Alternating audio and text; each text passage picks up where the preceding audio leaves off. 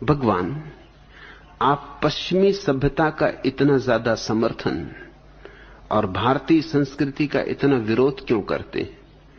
क्या हमारे महान नैतिक मूल्यों की गरिमा को भूल गए? पश्चिमी फिरंगियों ने तो सैकड़ों वर्षों तक हमें लूटा, हमारा रक्त चूसा और हमारी पवित्र मानसिकता में अपनी भोग लिप्सा से भरी दूसरी संस्कृति के कीटाणु छोड़ गए। और आज हमारे युवक अपनी स्वर्णिम संस्कृति को भूलकर उनका अंधानुकरण कर रहे हैं। क्या समय रहते अपनी संस्कृति को बचा लेना जरूरी नहीं है? क्या आपका भारत के प्रति कोई कर्तव्य नहीं है? विद्याधर वाचस्पति, मैं अपना कर्तव्य निभा रहा हूं, यही मेरा कर्तव्य है। कर्तव्य का अर्थ होता है करने योग्य। आज जो करने योग्य है वही मैं कर रहा हूं। लेकिन तुम्हारा प्रश्न महत्वपूर्ण है और इसके एक एक टुकड़े पर विचार कर लेना जरूरी है। पहली बात, तुम कहते हो आप पश्चिमी सभ्यता का इतना ज्यादा समर्थन और भारतीय संस्कृति का इतना विरोध क्यों करते हैं? इसलिए कि पश्चिमी सभ्यता शरीर से शुरू होती,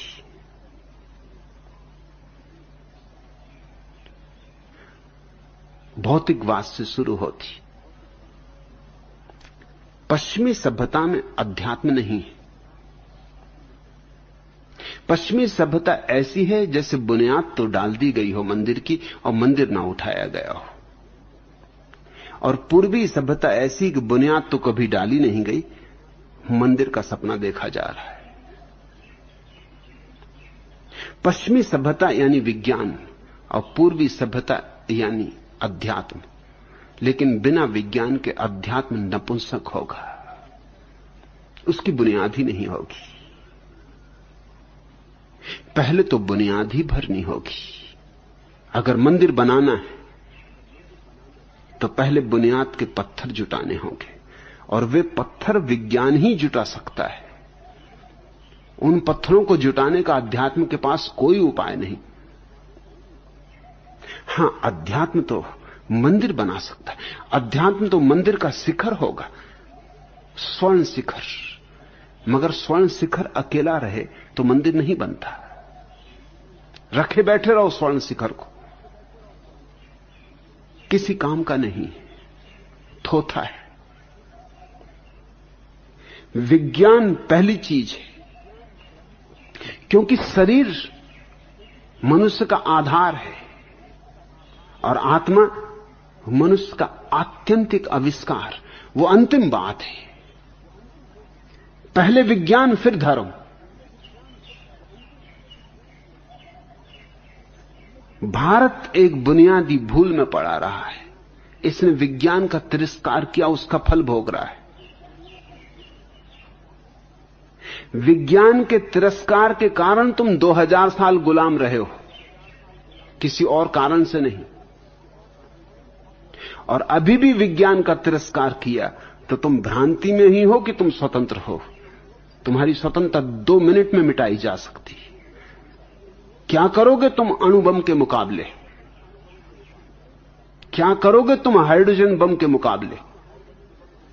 तुम्हारी स्वतंत्रता दूसरों की कृपा पर निर्भर है, ख्याल रखना। तुम्हारी स्वतंत्रता 2 क्षण में मिटाई जा सकती। और हमें शर्म भी नहीं आती ये कहते हुए कि फिरंगियों ने हमें गुलाम किया। तो तुम गुलाम हुए क्यों? इतना बड़ा देश, 40 करोड़ का देश, कुल 3 करोड़ संख्या वाले देश का गुलाम हो गया। चुल्लू भर पानी में डूब मरो, इसके पहले कि इस तरह के प्रश्न पूछो। शर्म भी नहीं आती? 40 आदमियों को 3 आदमी गुलाम बना ले और फिर भी गाली दें कि इन दुष्टों ने हमें गुलाम बना लिया। तो तुम करते क्या रहे? तुम भाड़ झोंकते रहे, तुमसे कुछ भी ना हो सका। इतना तो कर सकते थे, कम से कम आत्महत्या करके मर ही जाते। वो भी तुमसे ना हो सका। और तुम तो आत्मा की अमरता में विश्वास करने वाले लोग, तुम्हें कम से कम मर तो जाना ही था। कुछ और ना कर सकते थे तो मर तो सकते थे। तो लाशें पड़ी रह जाती, फिर जिनको लाशों पर मालकियत करनी होती वो कर लेते, वो खुद ही भाग गए होते। लाशों की सड़ान ऐसी उठती, 40 करोड़ लाशें, जरा सोचो तो, पूरा मुल्क कब्रिस्तान हो जाता। अंग्रेज तो भाग ही गए होते। लेकिन तुम गुलाम इतने जल्दी हो गए। तुम अंग्रेजों के कारण गुलाम नहीं हुए, तुम्हारे तथाकथित ऋषि मुनियों के कारण तुम गुलाम हुए हो। और जब तक तुम ये सत्य नहीं समझोगे तुम फिर गुलाम होगे। तुम्हारे भाग्य में गुलामी है। फिर ये तुम्हारे तथाकथित ऋषि मुनियों की कृपा है कि उन्होंने तुम्हें उल्टी बातें सिखाई। उन्होंने जीवन की बुनियाद तो तुम्हें दी नहीं और जीवन के शिखर की बकवास शुरू कर दी। काखागा सिखाया नहीं। और तुम्हारे हाथ में कालिदास के शास्त्र पकड़ा दिए कि इनको पढ़ो, अध्ययन करो बेटा। काखागा आता नहीं। और तुम्हारे हाथ में सूत्र दे दिए बड़े बड़े। छोटे बच्चे के हाथ में जैसे कोई तलवार थमा दे, तो या तो वो खुद को नुकसान पहुंचाएगा, किसी और को नुकसान पहुंचाएगा। तुम दुनिया की सबसे पुरानी सभ्यता हो। तुम्हारे पास तो विज्ञान परम शिखर पर होना चाहिए था, लेकिन तुम्हारे तथाकथित धर्मगुरु तुम्हें भगोड़ा बनाते रहे, पलायनवादी बनाते रहे। कहते रहे संसार तो माया है और जो होना है वो तो परमात्मा की कृपा है, उसके बिना तो पत्ता भी नहीं हिलता। तो फिरंगियों ने तुम पर कब्जा कैसे कर लिया?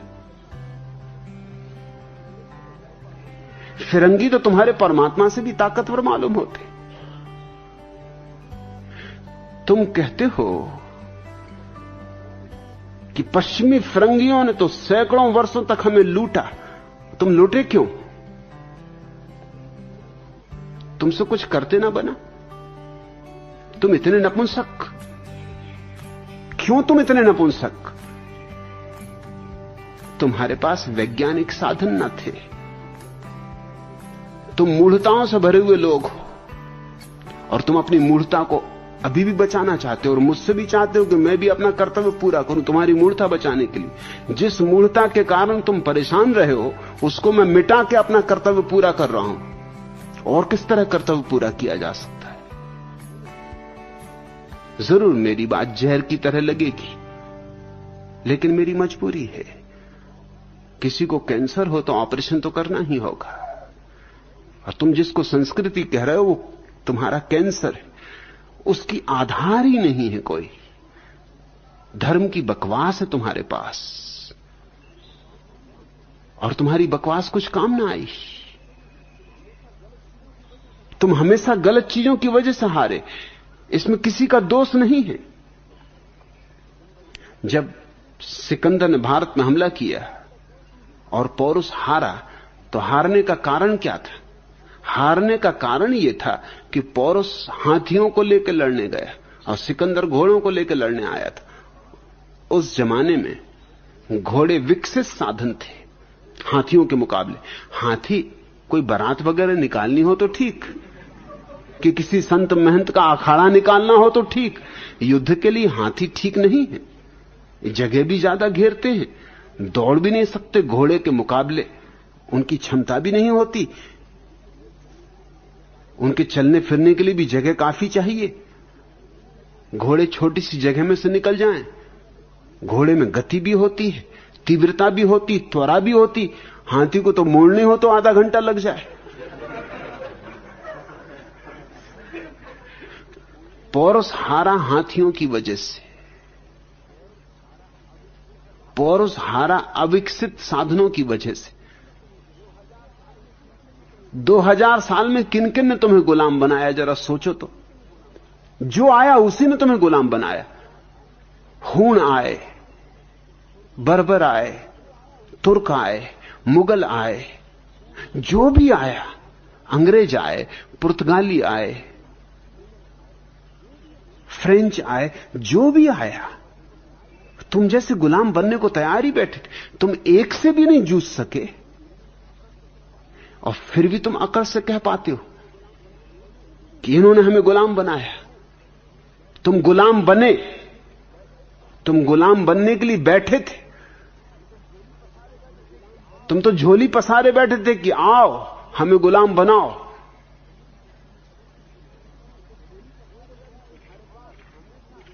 तुम्हारे पास हमेशा अविकसित साधन थे, जो भी आया उसके पास विकसित साधन थे।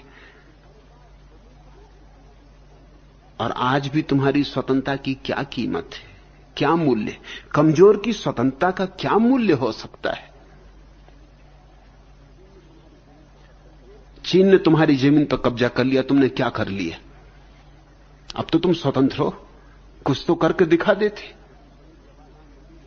लेकिन पंडित जवाहरलाल नेहरू ने कहा उस जमीन का क्या करेंगे, उस पर घास भी पैदा नहीं होता। देखते हो कैसे कैसे हम अपने को समझा लेते, क्या करना उस जमीन का, उसमें घास भी पैदा नहीं होता।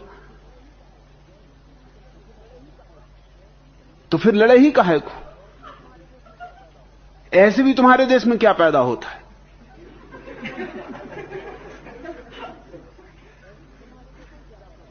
कम से कम मिलिट्री को ही विदा करो, ये झंझट ही छोड़ो। 70% देश का धन सेना पे खर्च होता है, काहे के लिए खर्च कर रहे हो? इसको ही बचा लो कम से कम।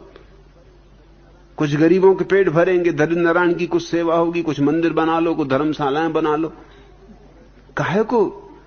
और ऐसे भी क्या पैदा होता है? जो भी आएगा सो खुद ही परेशान होकर लौट जाएगा। क्या क्या सांत्वनाएं खोजते हो? 2000 साल में निरपवाद रूप से जो भी आया, और कैसे कैसे छोटे छोटे लोग आए, हूनों की कोई संख्या नहीं थी, मगर जो आया तुम उसके ही पैर चूमने को राजी हो गए। और मैं तुमसे ये कह देना चाहता हूं, तुम अपने कारण आजाद नहीं हुए हो। इस भ्रांति को छोड़ दो। तुम्हारे राजनेता लाख तुम्हें समझाएं, तुम अपने कारण आजाद नहीं हुए हो, क्योंकि तुमने क्रांति तो 1942 में की थी, आजाद 47 में हुए। ये तो खूब मजा हुआ। दुनिया में कभी कोई ऐसी क्रांति देखी? 1917 में रूस में क्रांति हुई तो 1917 में क्रांति हुई कि 1922 में जाके सफलता मिली? 1942 में तुमने क्रांति की और 1947 में जाकर तुम आजाद हुए। इस आजादी में तुम्हारा कुछ भी नहीं है। इस आजादी में तुम इस भ्रांति में मत पड़ना कि तुम्हारा कोई बहुत बड़ा दान है, योगदान है। इस आजादी में भी तुम पे पश्चिम की कृपा है। गुलामी भी उन्होंने दे दी थी तुम्हें, आजादी भी दे दी उन्होंने तुम्हें, और आज तुम्हारी आजादी छीनी जा सकती है। अभी चीन तुम पे कभी भी सवार हो सकता है। अगर नहीं सवार होता तो रूस के कारण, तुम्हारे कारण नहीं। और चीन सवार नहीं होगा तो रूस सवार होगा। तुम तो खच्चर हो, तुम पे कोई ना कोई सवार होगा, तुम किसी न किसी को ढोओगे। इसलिए मैं कहता हूं, पहले विज्ञान, ये भूल बहुत हो चुकी, 10,000 साल में ये भूल बहुत हो चुकी। अब विज्ञान और विज्ञान की तकनीक, मगर तुम्हारे मूढ़ महात्मा तुमको समझाते हैं चरखा कातो। अगर मैं उनका विरोध करता हूं तो तुमको लगता है कि मैं तुम्हारी दुश्मनी कर रहा हूं। काटो चरखा। चरखा काटने से कोई अणुबम का मुकाबला नहीं हो सकेगा। तुम काटते रहना चरखा, तुम फिर गुलाम होगे। कोई तुम्हें समझा रहा है खादी पहनो, कोई तुम्हें समझा रहा है 3 ही वस्त्र अपने पास रखो, कोई तुम्हें समझा रहा है ब्रह्मचर्य साधो, कोई तुम्हें समझा रहा है उपवास करो, कोई तुम्हें समझा रहा है कि सिर के बल खड़े हो, योगासन करो, कोई कह रहा पद्मासन लगाओ, सिद्धासन लगाओ। ये तुम लगाते ही रहे 10,000 साल से, और तुमने किया ही क्या? मैं तुमसे कहता हूं, विज्ञान को जन्मा लो, समय रहते जन्मा लो। हमने बड़ी से बड़ी भूल जो की है अतीत में, वो थी विज्ञान को नहीं जन्माया। और हम जन्मा सकते थे क्योंकि हमारे पास कोई विचारकों की कमी न थी, चिंतकों की कमी न थी। मगर हमने चिंतकों और विचारकों को गलत मोड़ दिया, हमने उनको भगोड़ा बना दिया, पलायनवादी बना दिया। हमारे सारे विचारक और चिंतक पहाड़ों में चले गए, गुफाओं में चले गए। अगर अल्बर्ट आइंस्टीन यहां पैदा होता तो बैठे होते किसी हिमालय की गुफा में और जप रहे होते राम राम, या हनुमान चालीसा पढ़ रहे होते।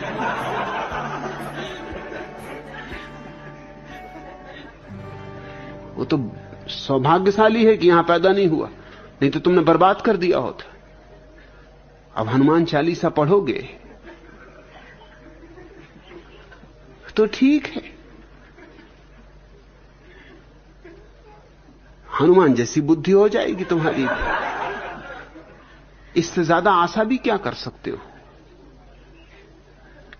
कोई बंदरों को पूज रहा है, कोई गौ भक्त है, कोई हाथियों को पूज रहा है, कोई झाड़ों को पूज रहा है।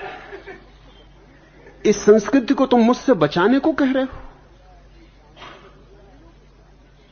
इसमें बचाने योग्य क्या है? इस कूड़ा करकट को बचाने की बात कर रहे हो? और तुम कहते हो कि आप पश्चिमी सभ्यता का इतना ज्यादा समर्थन और भारतीय संस्कृति का इतना ज्यादा विरोध क्यों करते हैं? इसलिए कि भारत से मुझे प्रेम। मैं चाहता हूं कि यह भी दुनिया में अपना स्थान पाए, सम्मानपूर्वक अपना स्थान पाए, और यह विज्ञान के बिना नहीं हो सकता है। भारत को विज्ञान सीखना होगा, पश्चिम को अध्यात्म सीखना होगा, तब इस सारी मनुष्यता एक संतुलन पर आएगी। तो पश्चिम के आदमी से मैं कहता हूं अध्यात्म सीखो, और पूरब के आदमी से कहता हूं विज्ञान सीखो। पश्चिम ने बुनियाद रख ली है, मंदिर नहीं बन पाया। हमने मंदिर की कल्पना कर ली, लेकिन बुनियाद ही नहीं। अगर दोनों में से चुनना हो तो मैं पश्चिम को चुनूंगा, क्योंकि पश्चिम ने कम से कम बुनियाद रख ली। बुनियाद प्राथमिक है, बुनियाद रख ली है तो मंदिर भी बन सकता है। लेकिन बुनियाद ही ना हो तो मंदिर कैसे बनेगा? लाख कल्पनाएं करते रहो, सपने संजोते रहो, कुछ भी ना होगा। इस देश में बन नहीं सका मंदिर, कल्पना ही रही हमारे। क्या बन पाया है? कोई एक बुद्ध पैदा हो जाए, एक महावीर पैदा हो जाए करोड़ों करोड़ों लोगों में, इसको तुम कुछ बनाओ कहते हो? इसको तुम धार्मिक संस्कृति कहते हो? आदमी मर रहा है, सड़ रहा है, दुर्बल है, बीमार है, रुग्ण है। दुनिया में सबसे कम हमारी औसत आयु है, सबसे कम हमारी औसत बुद्धि है, सबसे ज्यादा काहिल और सुस्त हम हैं, कामचोर है। इस संस्कृति को तुम बचाने की बात कर रहे हो, और तुम कहते हो कि हमारे महान नैतिक मूल्यों की गर्मियां का क्या आप भूल गए? कौन से महान नैतिक मूल्य? किन नैतिक मूल्यों की बात कर रहे हो? महात्मा गांधी राम राज्य की बहुत प्रशंसा करते थे, लेकिन किसी ने भी उनसे नहीं पूछा कि राम राज्य में गुलाम बिकते थे, बाजारों में आदमी बिकता था। क्या खाक मूल्यों की तुम बात कर रहे हो? स्त्रियां बिकती थी बाजारों में, और मजा यह कि स्त्रियां राजे महाराजे ही खरीदते थे सोने, ऋषि मुनि भी खरीदते थे नीलाम में। एक तो स्त्रियों की नीलामी, पुरुषों की नीलामी, और नीलामी में खरीदारों में ऋषि मुनि भी मौजूद होते थे। उपनिषदों में कथा है गाड़ी वाले रैक्व की। वो एक ऋषि थे जो गाड़ी में चलते थे, बैलगाड़ी में चलते थे, तो उनका नाम ही गाड़ी वाले रैक्व हो गया। विनोबा कई जगह उनका उल्लेख किए, लेकिन अधूरा और बेईमानी भरा। उल्लेख किया है उन्होंने कि उस समय का सम्राट अपने अंतिम जीवन के क्षणों में रैक्व ऋषि के पास, उसके चरणों में बहुत धन लेके आया, रथों में धन भर के लाया, असरफियां, हीरे जवाहरात ढेर लगा दिए उसने रैक्व के चरणों में। चरण छू के उसने कहा कि प्रभु मुझे ब्रह्म ज्ञान दे। रैक्व ने कहा, अरे शूद्र, तू सोचता है कि धन से तू मुझे खरीद लेगा? ले जा अपना धन। विनोबा इसकी बड़ी प्रशंसा करते हैं कि ये बड़ी अद्भुत बात, इतने धन को हमारे महर्षि ने कह दिया, ले जा ये धन, ये मिट्टी से तू सोचता है मुझे खरीद लेगा? इस मिट्टी से ब्रह्म ज्ञान पाना चाहता है? अरे शूद्र। विनोबा का अर्थ यह है कि शूद्र उन्होंने इसलिए कहा कि धन पे तेरी इतनी आस्था है तो तू शूद्र ही है, अभी तुझे कुछ समझ में नहीं आया, ले जा अपना ये सब धन। ऐसे ब्रह्म ज्ञान नहीं मिलता। लेकिन ये कहानी अधूरी है। कहानी जब तक पूरी न कही जाए बेईमानी। कहानी पूरी यह है कि ऋषि रैक्व और ये सम्राट दोनों ही जब जवान थे तो एक नीलामी में, जहां स्त्रियां, सुंदर स्त्रियां नीलाम हो रही थी, खरीदने गए थे। स्वभावतः रैक्व ने एक सुंदर स्त्री पर दाम लगाए, बहुत दाम लगाए, मगर सम्राट भी उसी को खरीदना चाहता था। अब सम्राट के मुकाबले ऋषि न टिक पाए, क्योंकि धन इतना नहीं था। ऐसे काफी था लेकिन इतना नहीं था। तो मजबूरी में वो स्त्री को छोड़ना पड़ा। सम्राट उस स्त्री को खरीद के ले गया। तब से रैक्व मन में दुश्मनी थी सम्राट के प्रति। फिर वृद्धावस्था में वो सम्राट, वृद्धावस्था में जब मौत करीब आती है तो ब्रह्म की स्मृति किसी को भी आने लगती। मौत सभी को डरा देती। वो सम्राट भी घबराया। उसने पूछा कि मैं किससे ज्ञान लेने जाऊं? रैक्व का बड़ा नाम था, तो रैक्व के पास ज्ञान लेने गया। तो रैक्व ने कहा, अरे शूद्र, हटा, ले जा अपने इस धन को। तू चाहता है इस तरह ब्रह्म ज्ञान मिल जाएगा? सम्राट ने अपने वजीरों से पूछा, मैं क्या करूं? वजीरों ने कहा, शायद आप भूल गए, वो जो स्त्री आपने खरीदी थी, आप उसी स्त्री को ले जाएं। इसलिए वो नाराज है। सम्राट फिर स्त्री को लेके गया। तब रैक्व बहुत प्रसन्न हुए और उन्होंने कहा, बस बैठ, अब ब्रह्म ज्ञान ले। ये पूरी कहानी। विनोबा की बेईमानी देखते हो? कहानी का इतना छोटा टुकड़ा चुन लिया कि उसका अर्थ ही बदल जाए। ये पूरी कहानी। कौन से नैतिक मूल्य? किसको तुम नैतिक मूल्य कहते हो? ऋषियों की पत्नियां होती थी, एक नहीं अनेक। और ये ऋषियों की बात, साधारण आदमी की तो बात छोड़ दो। और पत्नियों के साथ साथ वधुएं होती थी। अब तो वधुओं का अर्थ बदल गया है, वो वैदिक अर्थ नहीं है। अब तो हम वधु कहते हैं पत्नी को, वर और वधु। मगर पुराना अर्थ, वैदिक अर्थ बड़ा और था। वधु नंबर 2 की पत्नी का नाम था। पत्नी तो होती थी, वो जायज पत्नी थी, उससे विवाह हुआ था। और वधु कहते थे उसको जिसको खरीदा था। उससे तुम पत्नी का संबंध रख सकते थे, लेकिन वो जायज पत्नी नहीं थी। उसके बेटों को तुम्हारी संपत्ति पे कोई अधिकार नहीं होता, कानूनी अधिकार नहीं होता। वो रखेल थी, उसको वधु कहते थे। तो ऋषियों के पास अनेक पत्नियां होती थी और उससे भी ज्यादा रखेलें, वधुएं होती थी। और तुम नैतिक मूल्यों की बात कर रहे हो? कृष्ण के पास 16,000 स्त्रियां थी और तुम नैतिक मूल्यों की बात कर रहे हो? और ये स्त्रियां सब उनकी विवाहित नहीं थी, चुराई गई थी। इनमें बहुतों दूसरों की स्त्रियां थी, उनको भगा के ले जाया गया था, उनको जबरदस्ती छीन लिया गया था। तुम किन नैतिक मूल्यों की बात करते हो? तुम्हारे पांडव, एक स्त्री को 5 ने बांट लिया था। एक स्त्री के 5 पति बन बैठे थे, उस स्त्री को वैश्या बना दिया। और फिर इन 5 पांडवों में, जिनमें प्रमुख युधिष्ठिर थे, जिनको तुम धर्मराज कहते हो, धर्मराज कहते हो तो निश्चित ही बड़े नैतिक व्यक्ति को धर्मराज कहते हो, तभी तो। नहीं तो धर्मराज कहने का क्या कारण? महान नैतिकता रही होगी। और नैतिकता देख तो जुआरी, और जुआरी भी ऐसे कि सब धन भी हार गए और पत्नी को भी दांव पे लगा दिया। आज कोई पत्नी को दांव पे लगा के तो देखे, जेल खाने में सड़ेगा। और फिर भी धर्मराज धर्मराज ही रहे।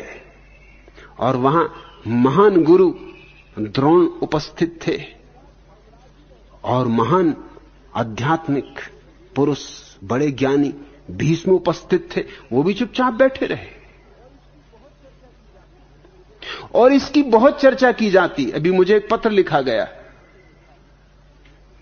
किसी ने पत्र लिखा है कि माया त्यागी को नग्न करके रास्तों पर घुमाया गया। आप भगवान हैं तो आपने उसकी रक्षा क्यों नहीं की? कृष्ण ने तो जब द्रौपदी को नंगा किया गया था तो उसकी रक्षा की थी। बात तो बिल्कुल ठीक है, लेकिन फिर मुझे कृष्ण के दूसरे अधिकारी भी चाहिए। एक माया त्यागी को बचाऊंगा, लेकिन अनेक स्त्रियों के कपड़े छीन के कृष्ण झाड़ पर चढ़ बैठे थे, वो भी हक मुझे चाहिए। और कितनी स्त्रियों को माया त्यागी बना दिया था वो तो सोचो। और जिसके कपड़े बचाए थे वो उनकी बहन थी, और जिनके कपड़े छीने थे वो दूसरों की बहनें थी। और 16,000 स्त्रियों को चुरा के ले आए थे, वो भी हक मुझे चाहिए। तो मैं भी शर्त पूरी करने को राजी हूं। लेकिन तुम किन नैतिक मूल्यों की बातें कर रहे हो? कौन सी नैतिकता थी तुम्हारे देश में? नाहक शोरगुल मचाए हुए हो। और तुम बुद्धू बना लेते हो पश्चिम के लोगों को, क्योंकि उनको तुम्हारे इतिहास का कोई पता नहीं। इसलिए तुम्हारे महात्मागण जाके पश्चिम में प्रचार करते फिरते हैं कि भारत की महान नैतिकता। इससे ज्यादा अनैतिक कोई देश दुनिया में कभी नहीं रहा है। तुमने बौद्ध भिक्षुओं के साथ क्या किया, क्या दुर्व्यवहार किया, कैसे बौद्ध धर्म एकदम भारत से विलुप्त हो गया। कढ़ाओं में जलाया है तुमने, भारत से बौद्धों को बिल्कुल उखाड़ फेंका। किस नैतिकता की तुम बातें कर रहे हो? कौन से नैतिक मूल्य हैं तुम्हारे जिनका मैं सम्मान करूं? शूद्रों के साथ तुमने क्या किया है 10,000 वर्षों में? और तुमने ही नहीं, तुम्हारे राम ने क्या किया? तुम्हारे राम ने एक शूद्र के कानों में शीशा पिघलवा के भरवा दिया, और अब भी तुम उनको मर्यादा पुरुषोत्तम कहे चले जाते हो। तुम्हें शर्म भी नहीं लगती, संकोच भी नहीं लगता। और मजा तो यह है कि शूद्र भी राम के मंदिर में प्रवेश करने को लालाए थे। और महात्मा गांधी और विनोबा जैसे लोग आंदोलन चलाते हैं कि शूद्रों को मंदिर में प्रवेश मिलना चाहिए। किसके मंदिर में? यही राम का मंदिर, जिसने कि शूद्र के कान में इसलिए शीशा पिघलवा दिया कि इसने चोरी से वेद वचन सुन लिए थे। कौन सा गुनाह किया था? वेद पर किसी की बपौती? शूद्र को हक नहीं परमात्मा का स्मरण करने का, परमात्मा को पाने का? स्त्रियों के साथ तुमने क्या किया है जरा सोचो तो। स्त्रियों को बिल्कुल मिटा ही डाला, उनका सारा व्यक्तित्व नष्ट कर दिया, उनकी आत्मा नष्ट कर दी। जैन धर्म में हिसाब है कि स्त्री पर्याय से मोक्ष नहीं हो सकता। स्त्रियों को जैन शास्त्रों को जला देना चाहिए, मगर वही स्त्रियां मूढ़ों की तरह जैन मुनियों के चरणों में बैठी सेवा कर रही। गौतम बुद्ध ने वर्षों तक स्त्रियों को दीक्षा नहीं दी। जब भी दीक्षा के लिए कहा गया उन्होंने इंकार कर दिया। सिर्फ पुरुषों को दीक्षा, स्त्रियों को दीक्षा नहीं। क्यों?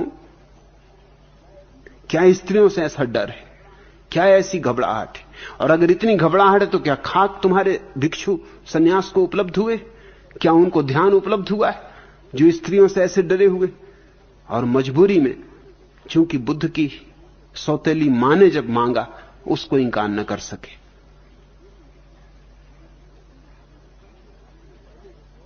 तुम बातें तो करते हो अपने पराये की, कि कौन अपना कौन पराया, मगर बुद्ध को भी औरों की स्त्रियां आई, औरों की माताएं, उनको इंकार कर दिया। खुद की सौतेली मां आई दीक्षा लेने तो उसको इंकार नहीं कर सके। और चूंकि अपनी सौतेली मां को दिया तो फिर और स्त्रियों के लिए दरवाजा खुल गया। जिस दिन उन्होंने स्त्रियों को दीक्षा दी, उस दिन बुद्ध ने क्या कहा याद करना। बुद्ध ने कहा कि अगर मैं स्त्रियों को दीक्षा न देता तो मेरा धर्म 5000 साल चलता, अब मुश्किल से 500 वर्ष चलेगा। स्त्रियों का अपमान तुम सोचते हो? किस किस तरह से अपमान किया जा रहा है। राम सीता को बचा के लौटते हैं लंका से, तो वाल्मीकि की रामायण में जो वचन है बड़े अभद्र हैं, राम को शोभा नहीं देते। कम से कम मर्यादा पुरुषोत्तम जिसको कहते हो उसको तो शोभा नहीं देते। राम ने क्या कहा? राम ने कहा, ए स्त्री, तू ये मत समझना कि मैंने तेरे लिए युद्ध किया है। ठीक ही कहते हैं, स्त्री के लिए कौन युद्ध करता? पैर की जूती। फिर युद्ध किस लिए किया है? युद्ध इसलिए किया कुल मर्यादा के लिए, कुल की प्रतिष्ठा के लिए। यह कुल का अहंकार, रघुकुल, उसकी प्रतिष्ठा के लिए युद्ध किया है, सीता को बचाने के लिए नहीं। और फिर सीता से कहा कि अग्नि परीक्षा दो। चलो मान ले कि भय है कि सीता अकेली थी, रावण के हाथ में, पता नहीं रावण के साथ कुछ अनैतिक संबंध बन गया हो। चलो ठीक, अग्नि परीक्षा हो ले। लेकिन राम भी तो इतने दिन अकेले रहे थे।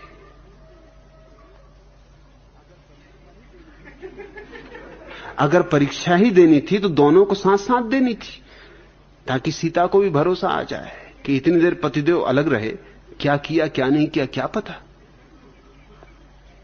लेकिन स्त्री को तो यह पूछने का हक ही नहीं, सवाल ही नहीं उठता। पुरुष पुरुष है, पुरुष बच्चा, उसकी बात ही और। स्त्री की परीक्षा ले ली और खुद का क्या भरोसा है। लेकिन हमें स्त्रियों को इस तरह दबाया, उनकी जबान काट दी कि सीता को यह भी न सूझा कि कहती कि आओ तुम भी साथ, जैसे भांवर साथ साथ डाली थी ऐसे हम दोनों ही अलग रहे इतने दिन। तुम भी न मालूम अंदरों बंदरों के साथ किन किन के साथ रहे, क्या किया क्या नहीं किया क्या पता। तो दोनों ही साथ गुजर जाएं, परीक्षा ही है तो पूरी हो जाए। तो सीता की परीक्षा हुई, राम की परीक्षा नहीं हुई। ये पुरुष के अहंकार से पीड़ित देश है। इसमें स्त्री के साथ जैसा अनाचार हुआ है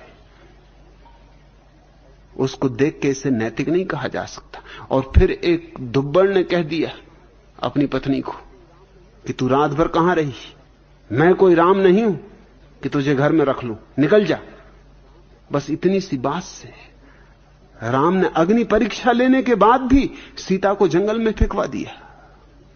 और तुम नैतिक मूल्यों की बात करते हो। अगर जाना था तो फिर दोनों ही चले जाते जंगल।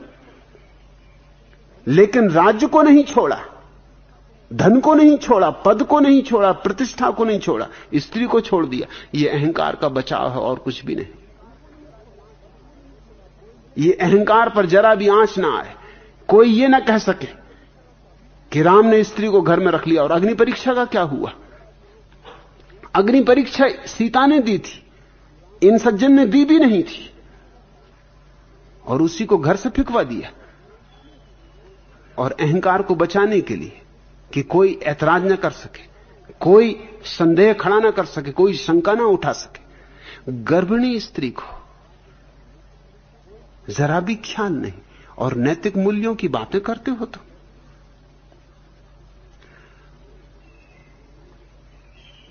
मुझे तो कोई नैतिक मूल्य नहीं दिखाई पड़ते। शूद्रों के साथ ब्राह्मणों ने जो व्यवहार किया है, इससे बड़ी अनीति कहीं भी नहीं हुई। हां, अच्छी अच्छी बातें तुम्हारे शास्त्रों में लिखी,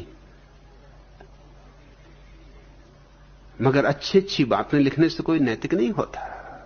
अच्छी अच्छी बातें दुनिया के सब शास्त्रों में लिखी, इससे क्या फर्क पड़ता है? इस्लाम शब्द का अर्थ होता है शांति का धर्म, लेकिन मुसलमानों ने दुनिया की शांति नष्ट की। नाम से क्या होता है? जीसस ने कहा है प्रेम परमात्मा है, और ईसाइयों ने जितने कत्लेआम किए दुनिया में, और जितने जिहाद लड़े, और जितनी हत्याएं की, किसी ने भी नहीं की। शास्त्रों से क्या होता है? शास्त्र तो बड़े बड़े प्यारे वचन लिख देते, अरे प्यारे वचन लिखने में क्या हर्ज लगता है? कोई दाम लगते, कोई अड़चन आती, सुंदर सुंदर कविताएं रचने में कौन सी मुश्किल है? मगर जीवन क्या सबूत देता है? जीवन तो कुछ और सबूत दे रहा है। मैं जीवन को देखता हूं, मैं तुम्हारे शास्त्रों को नहीं देखता, और मैं तुम्हारे शास्त्रों और तुम्हारे जीवन में बुनियादी विरोध पाता हूं। और तुम असली चीज हो, शास्त्र का क्या है? तुम पूछते हो पश्चिमी फिरंगियों ने तो सैकड़ों वर्षों तक हमें लूटा, हमारा रक्त चूसा और हमारी पवित्र मानसिकता में अपनी भोग लिप्सा से भरी दूसरी संस्कृति के कीटाणु छोड़ गए। क्या तुम सोचते हो खजुराहो, कोणार्क, पुरी के मंदिर फिरंगियों ने बनवाए? क्या तुम सोचते हो कोक शास्त्र फिरंगियों ने लिखा? क्या तुम सोचते हो वातनसायन का कामसूत्र फिरंगियों ने लिखा? ऋषि वातनसायन कोई अंग्रेज थे? और ये पंडित कोक, जिनके नाम संभवतः कोका कोला चलता है, ये कश्मीरी ब्राह्मण थे जिनने कोक शास्त्र रचा। तुम किसको बातें कर रहे हो? दुनिया को पता भी नहीं था कोक शास्त्र का, वातनसायन के कामसूत्र का। पश्चिम में तो काम वासना की चर्चा बड़ी आधुनिक है।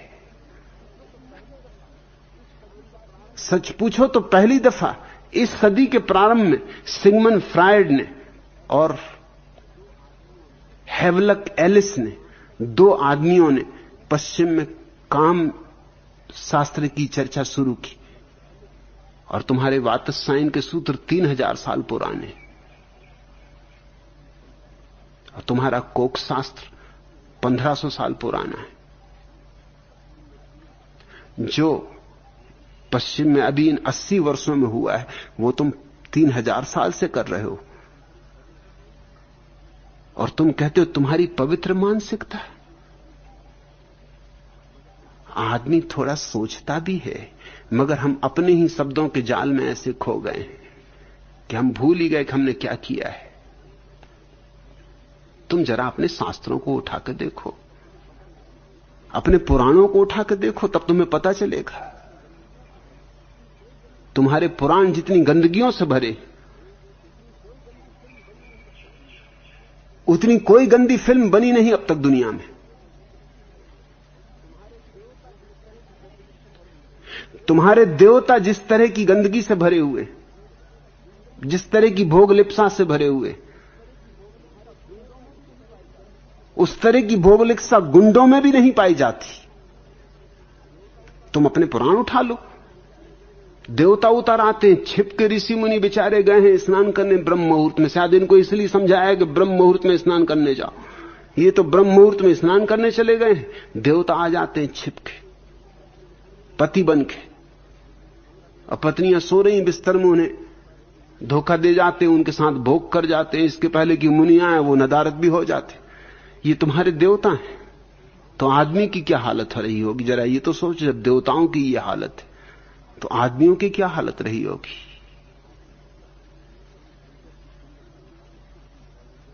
तुम शंकर की पिंडी में किस चीज को पूज रहे हो? वो जन्नेन्द्रिय का प्रतीक है। और फिर भी तुम्हें शर्म नहीं आती। और प्रश्न पूछते हुए विद्याधर वाचस्पति, तुम तो शास्त्रों के ज्ञाता होगे, वाचस्पति हो, विद्याधर हो, तुम्हें तो सब ये पता होगा।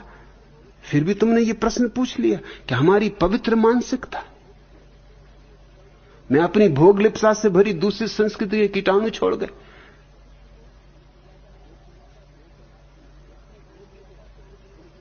जरा भी नहीं। तुमसे ज्यादा भोगी, तुमसे ज्यादा काम लोलुप कोई जाति कभी नहीं रही। तुम्हारे पवित्रता को कोई नष्ट नहीं कर सकता, हो तो नष्ट करे। तुम में क्या कीटाणु छोड़ेगा? तुम्हारे भीतर तो कीड़े मकोड़े बैठे हुए हैं, कीटाणु वगैरह तो वही चाट जाएंगे, साफ कर जाएंगे। और तुम कहते हो आज हमारे युवक अपनी स्वर्णिम संस्कृति को भूलकर। कहां की स्वर्णिम संस्कृति?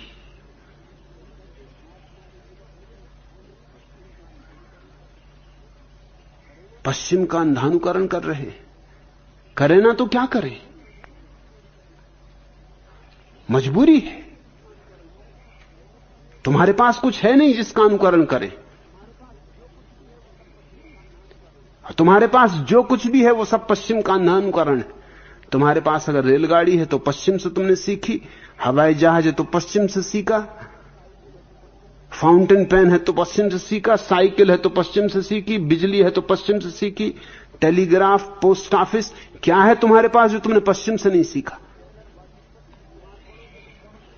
विद्याधर वाचस्पति, बीमार पड़ोगे तो फौरन अस्पताल में भर्ती होगे जो पश्चिम, फौरन डॉक्टर को नब्ज दिखाओगे।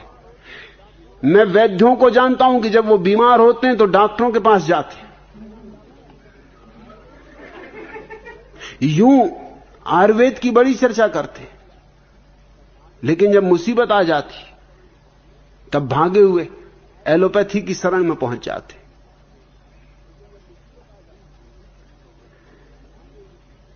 तुम जो भी सीखे हो पश्चिम से सीखे हो। सच तो यह है तुमने लोकतंत्र की धारणा पश्चिम से सीखी, तुमने स्वतंत्रता की धारणा पश्चिम से सीखी।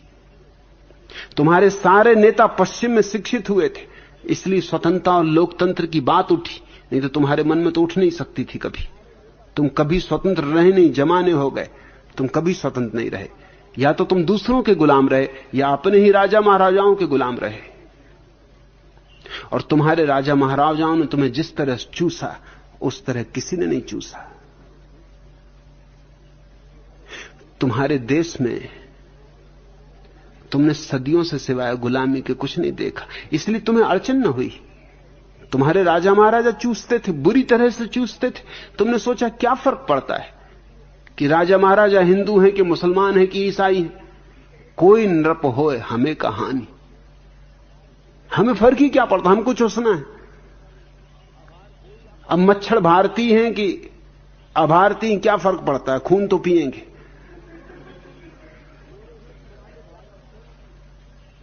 गोरे हैं कि काले, क्या फर्क पड़ता है, खटमल तो खटमल है, कहीं से ले आओ, वो तो खून पिएंगे। तुम हजारों साल से गुलाम हो, तुमने कभी लोकतंत्र नहीं जाना, तुमने कभी स्वतंत्रता नहीं जानी। आज अचानक तुम्हें यह फिक्र पड़ गई कि अंधानुकरण ना हो पश्चिम का। होगा ही, क्योंकि तुम्हारे पास कोई मूल्य नहीं है जिनको पढ़ा लिखा हुआ सुशिक्षित युवक स्वीकार करने को राजी हो सके। या तो मूल्य पैदा करो, मैं मूल्य पैदा कर रहा हूं, तुम्हारे पास मूल्य नहीं है, मैं मूल्य पैदा कर रहा हूं। और तुम देख सकते हो कि उन मूल्यों के कारण पश्चिम से युवक आ रहे हैं। मूल्य हो तो युवक कहीं से भी आएंगे। युवकों के पास दृष्टि होती, सूझ होती, हिम्मत होती, साहस होता है। यह सवाल इसका नहीं है कि पश्चिम का अंधानुकरण क्यों कर रहे हैं। तुम्हारे पास कुछ भी नहीं जिसको पकड़ के बैठे, पकड़ने योग्य कुछ नहीं, तो मजबूरी है। मूल्य पैदा करो, आइंस्टीन पैदा करो, रदरफोर्ड पैदा करो, तुम यहां पैदा करो, लोग विटगिंस्टीन पैदा करो, बर्ट्रैंड रसल पैदा करो। मैं उसी कोशिश में लगा हूं कि यहां मूल्य पैदा करें, यहां मनुष्य पैदा करें। आज मेरे सन्यासियों पश्चिम से जो आए हुए लोग हैं, तुम जान के हैरान होगे, सैकड़ों पीएचडी हैं, हजारों एमए हैं, कोई इंजीनियर है, कोई डॉक्टर है, कोई सर्जन है,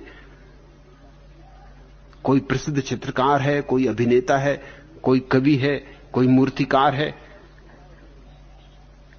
भारत को हमेशा एक शिकायत रही कि हमारी प्रतिभाएं पश्चिम चूस लेता है। मैं शिकायत मिटाए दे रहा हूं, हम पश्चिम की सारी प्रतिभाओं को यहां ला सकते, मगर तुम्हारे इस देश के गधों के कारण मुसीबत है।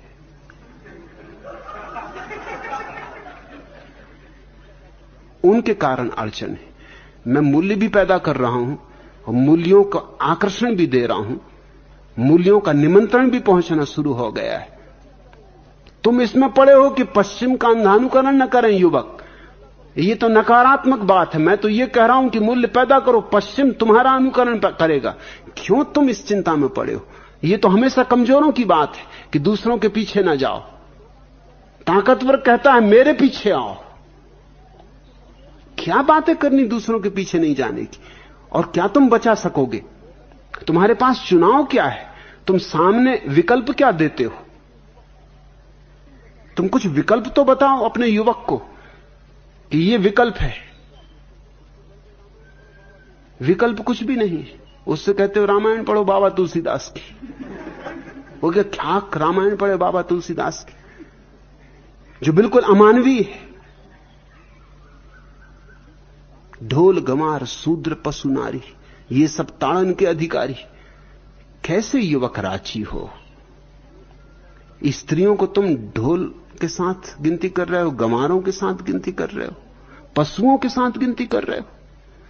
और स्त्रियों से तुम पैदा हुए, पशुओं से ऋषि कैसे पैदा हो रहे हैं, यह भी बड़े हैरानी की बात है। पशुओं से एकदम परमात्मा पैदा हो रहे हैं। ढोलों से, गमारों से ऋषि मुनि चले आ रहे हैं, ढोलों में से निकल रहे हैं। ये बाबा तुलसीदास कहां से पैदा हुए? लेकिन बाबा तुलसीदास स्त्री से नाराज है, और नाराजगी का कुल कारण इतना है कि इनकी स्त्री ने ही इनको बोध दिया। ये बर्दाश्त नहीं कर सके, ये क्षमा नहीं कर पाया उसको। ये अंधे लोलुप कामी आदमी थे। स्त्री मायके गई थी, ये कुछ दिन चैन से ना बैठ सके। राम राम जपते रहते, माला फिरते रहते, कुछ भी करते। कई तरह की बेवकूफियां हमें आती, कुछ भी करते रहते, मगर नहीं। बरसात की अंधेरी रात ये पहुंच गए। नदी पूर पर थी, नाव मिली नहीं। सोचा एक लक्कड़ बहा जा रहा है, लक्कड़ नहीं था, लाश थी आदमी की। उसका ही सहारा लेकर उस पार पहुंच गए। सामने के दरवाजे से घुसने की हिम्मत नहीं थी, क्योंकि लोग पूछते हैं ऐसी आधी रात आप अचानक आ गए। पर काम वासना इतनी तेजी से उठी होगी कि आधी रात भी होगा तो क्या करें, नहीं रोक सके अपने को। तो मकान के पीछे से चढ़ने की कोशिश की। समझे कि रस्सी लटकी, अंधी रही होगी काम वासना, बिल्कुल अंधी रही होगी। सांप लटका था, सांप को पकड़ के ऊपर चढ़ गए। पत्नी को बहुत हैरानी हुई।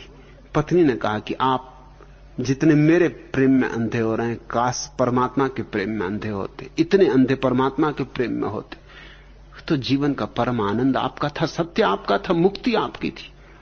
चोट खा के लौटे, इस स्त्री को माफ नहीं कर पाए। इसी स्त्री को लिख रहे हैं ढोल गमार शूद्र पशु नारी। ढोल कौन था इसमें, गमार कौन था, शूद्र कौन था? ये स्त्री या बाबा तुलसीदास?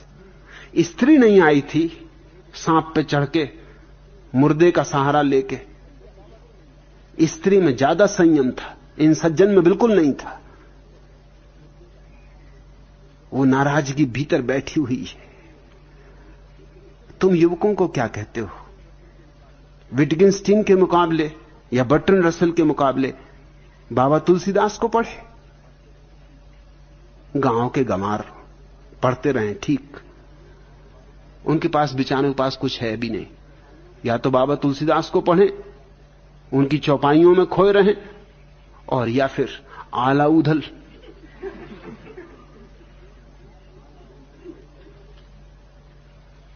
आला उदल बड़े लड़ैया, जिनसे हार गई तलवार, इसको दोहराएं। और तुम्हारे पास है क्या? तुम मुझसे कह रहे हो कि क्या समय रहते अपनी संस्कृति को बचा लेना जरूरी नहीं? समय रहते इसको नष्ट कर देना जरूरी है। समय रहते इसको आग लगा देना जरूरी है, इससे छुटकारा पा लेना जरूरी है। समय रहते नई संस्कृति पैदा कर लेनी जरूरी है, ताकि तुम्हारे युवक दूसरों के पीछे ना जाएं। क्यों तुम्हारे युवक दूसरों के पीछे जाएं? लेकिन यहां सड़ रही है लाश, यहां तुम्हारी संस्कृति मुर्दा हो गई, कब की मरी हुई है, सांस चल नहीं रही उसमें सदियों से। कब तक लाश को पकड़े रहे? दुर्गंध उठ रही, इसको जलाओ, खाक करो, नई संस्कृति को जन्म दो, उसी काम में मैं लगा हूं। नई संस्कृति हो तो पश्चिम भी उसका अनुकरण करने को राजी हो सकता। तुम यहां प्रत्यक्ष प्रमाण देख सकते हो। मैं कभी नकारात्मक ढंग से सोचता नहीं। मुझे इसकी फिक्र नहीं कि तुम्हारे युवक क्यों पश्चिम का अनुकरण कर रहे हैं। मुझे इसकी फिक्र है कि क्यों ना ऐसी संस्कृति पैदा हो कि तुम्हारे युवक भी उसका अनुकरण करें, पश्चिम भी उसका अनुकरण करे। लेकिन वो संस्कृति भिन्न होगी, पश्चिम से भी भिन्न होगी, पूरब से भी भिन्न होगी। उसमें पूरब का दकियानूसीपन नहीं होगा, उसमें पूरब का सड़ा गलापन, बुढ़ापा नहीं होगा, उसमें पश्चिम की छिछली भौतिकता नहीं होगी, उथलापन नहीं होगा। उसमें पश्चिम का विज्ञान होगा, पूरब का अध्यात्म होगा। किसी तरह अल्बर्ट आइंस्टीन और गौतम बुद्ध को एक साथ खड़ा कर देना, एक ही सिक्के के दो पहलू बना देना। विज्ञान और धर्म जहां मिल जाएं, भविष्य उसी सिक्के का उसी सिक्के का राज्य भविष्य पर चलने वाला है, उसी सिक्के का चलन होने वाला है। निश्चित मैं दोनों को नाराज करूंगा। भारतीय नाराज होंगे क्योंकि मैं पश्चिम से विज्ञान लूंगा, और पश्चिमी पंडित पुरोहित वो भी मुझसे नाराज है।